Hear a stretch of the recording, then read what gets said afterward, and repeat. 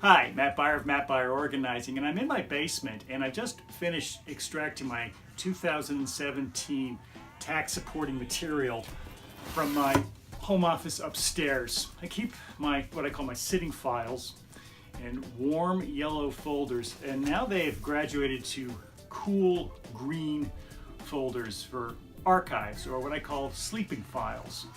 And I've freed up some space to store these down here in the basement by extracting my 2010 sleeping files.